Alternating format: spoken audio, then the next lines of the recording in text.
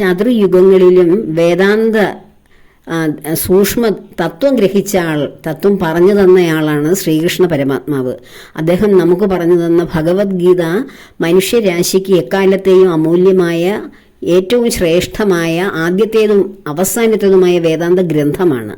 എന്താണ് അദ്ദേഹം പാണ്ഡവരോട് പറഞ്ഞത്? നിങ്ങൾക്ക് അർഹതപ്പെട്ട രാജ്യവും സ്ഥാനമാനങ്ങളും നിങ്ങൾ നേടിയെടുക്കണം.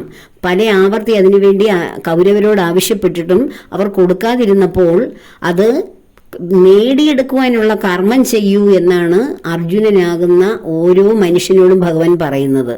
അല്ലാതെ നിന്റെ കർമ്മഫലമാണ് അർജുന അവര് തരാതിരിക്കുന്നത്, അതുകൊണ്ട് നീ എവിടെയെങ്കിലും പോയി ചുരുണ്ടുകൂടി ജീവിച്ചോളൂ.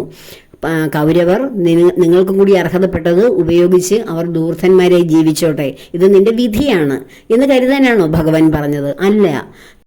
ഒരു യോദ്ധാവിനെ പോലെ നാം നേടിയെടുക്കാനാണ് ഭഗവാൻ പറയുന്നത്. അതിന് സാരഥിയായി ഭഗവാൻ നമ്മോടൊപ്പം ഉണ്ടാവണം. ആ ഭഗവാന്റെ സാന്നിധ്യത്തിൽ നാം നേടിയെടുക്കുന്നതെല്ലാം പൂർണ്ണമായ ഫലത്തിലും വിജയത്തിലും എത്തും. അതാണ് വേദാന്തം പഠിപ്പിക്കുന്നത്.